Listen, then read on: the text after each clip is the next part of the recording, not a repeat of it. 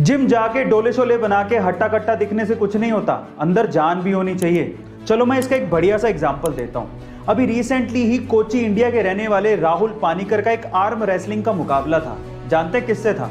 वो भी दुनिया के सबसे strong body builder Larry Wheels के साथ। शुरू में तो लैरी वील ने बहुत जोश दिखाया, लेकिन लास्ट में जाते जाते वो जोश खुश हो गया। राहुल, जो कि लैरी के सामने काफी कमजोर दिख रहे थे, उन्होंने लैरी को आर्म रेसलिंग के मैच में हरा दिया।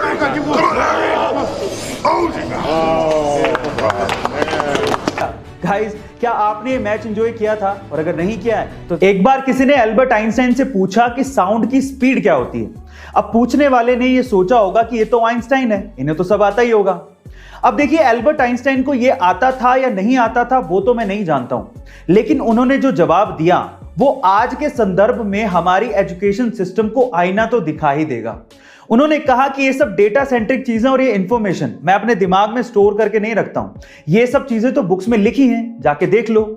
इनफैक्ट उसके बाद जो उन्होंने कहा वो आपको सुनना चाहिए। उन्होंने कहा कि हमारी एजुकेशन को भी ऐसा नहीं होना चाहिए जिसमें हमें चीजों को रटना सिखाया जाए, बल्कि हमारी एजुकेशन को ऐसा होना चाहिए जिसमें हम अपने दिमाग को ट्रेन कर सके कि सोचा कैसे जाता है। गाइस, आप आइंस्टाइन की इस बात से कितना इत्तेफाक रखते हैं कमेंट सेक्शन में जरूर लिखिएगा। और ऐसे अमेजिंग वीडियोस के लिए शेयर, सब्सक्राइब एंड लाइक। मिलता है अगली वीडियो में।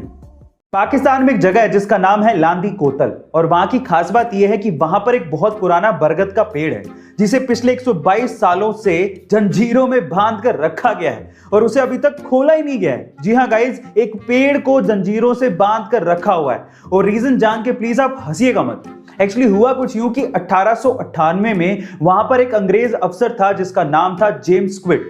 एक रात को जब वो पेड़ के आसपास घूम रहा था तो उसे लगा कि वो पेड़ उसकी तरफ बढ़ रहा है। उसे खतरा महसूस हुआ तो उसने अपने हवलदारों को उसे गिरफ्तार करने को कह दिया, और तब से वो गिरफ्तार है। मजे की बात यह है कि उस रात को वो अंग्रेज अफसर पिया हुआ था। खैर, तब भी उसकी गिरफ्तारी आज तक चल रही है। गाइस, आपको ये फनी इंफॉर्मेशन कैसे लगी कमेंट सेक्शन में जरूर लिखिएगा, और ऐसे अमेजिंग वीडियोस के लिए शेयर, सब्सक्राइब एंड लाइक। मिलता है अगली वीडियो में। जिंदगी में सक्सेस को पाने के लिए बहुत से फेलियर से गुजरना पड़ता है, बहुत से रिजेक्शंस को सहन करना पड़ता है, तब कहीं जाके इंसान उस मुकाम पर पहुंचता है जिस मुकाम के सपने वो खुली आंखों से देखा करता था। कुछ ऐसा ही हुआ जुबिन नौटियाल के साथ। आज से ठीक 10 साल पहले सन 2011 में जुबिन नौटियाल एक्स फैक्टर नामक एक टैलेंट शो में ऑडिशन देने के लिए पहुंचे थे, लेकिन शायद वो उनका दिन नहीं था। वो बहुत ज्यादा नर्वस थे, इस वजह से वो उस लेवल का परफॉर्म नहीं कर पाए जिस लेवल की उनसे उम्मीद थी, और इसी वजह से सोनू निगम ने उन्हें रिजेक्ट कर दिया। मेरी तरफ से ना है।